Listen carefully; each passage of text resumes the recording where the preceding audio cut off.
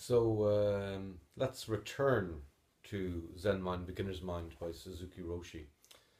And it's been a while since the last posting in this reading group of Master Suzuki's great work. So we're finally returning to it. To page 41, No Dualism. Reading this chapter, I think about some of the students I have, Zen students, who totally get trapped in the idea of emptiness and have this insight that all composite things are empty, and that, you know, that in some ways this leads towards a slight nihilism, or at the very least that there is a sense of unreality, that things are kind of illusory, that objects and phenomena are not what they seem, because they interdependently co-arise, and they are made up of everything else, and they are manifestations of causes and conditions, that they lack an intrinsic reality, that they are not real. Now, this understanding is true and partial. It is a great insight, but to stay there with just that insight is not going far enough. Suzuki Roshi in Zen Mind, Beginner's Mind reminds us of this when, in this chapter on No Dualism, he says that the Heart Sutra's form is emptiness, emptiness is form, is still a dualistic understanding. And Suzuki Roshi suggests that our understanding then develops towards form is form, emptiness is emptiness, which is moving beyond the dualistic.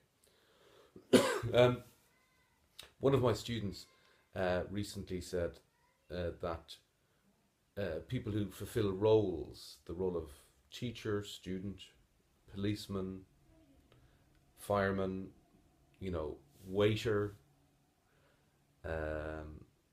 stay-at-home parent, whatever role we have in life and reality he suggested, is somehow a mask, or somehow fake.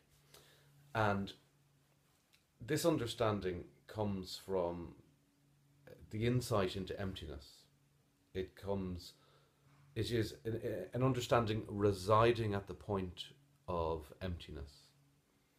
But even in, say, for example, the 10 ox-herding pictures, we see that this movement of understanding comes through an insight into emptiness, into form is emptiness, emptiness is form, and then returns back to the habitual and ordinary world, where water is water and firewood is firewood, and we carry out the functions of our life in a very simple way.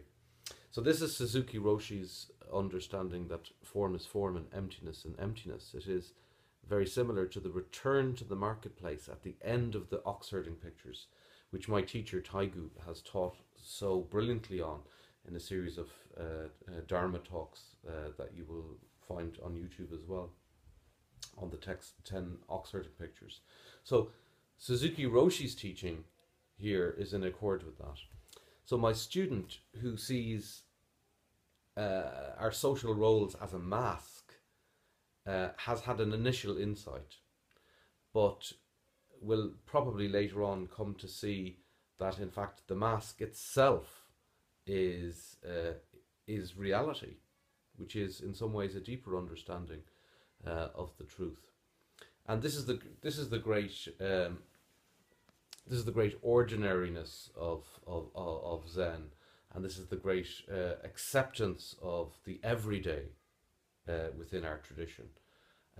That doesn't look for some kind of heightened, estranged understanding, but resides in a calm simplicity to carry firewood, to chop firewood, and to carry water, as the saying goes.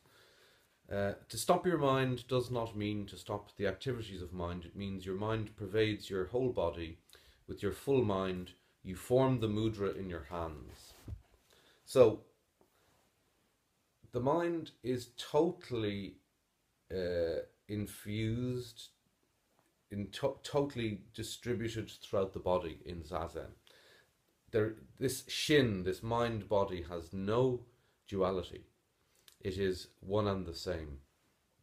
So, this is the same teaching, in fact, that the body is not some kind of illusion. Okay, we see that it is empty, but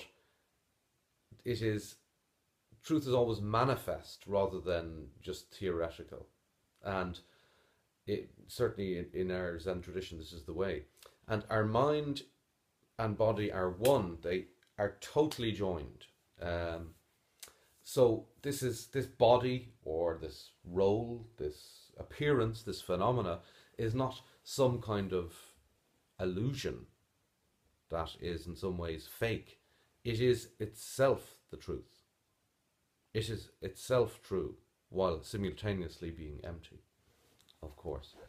So Suzuki Roshi in No Dualism makes it clear that, with great generosity of heart, as he always displays, that the Zen student who is beginning to practice must make great efforts and must attain this insight into emptiness, and later on can start to apprehend the form is form, emptiness is emptiness teaching, which is beyond dualism. Suzuki Roshi makes it clear that while there's still this self-reflective analysis present within the practice, that this is extra. In fact, this is extra. To stop your mind does not mean to stop the activities of mind. It means your mind pervades your whole body. Your mind follows your breathing. With your full mind, you form the mudra. And as he says about the student, at first you will have various problems, and it is necessary for you to make some effort to continue our practice.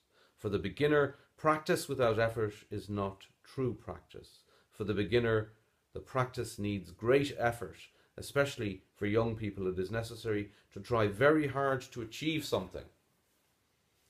So Zen is often seen as contradictory, and this is because in our practice we try and achieve nothing. That pure practice has no desired goal.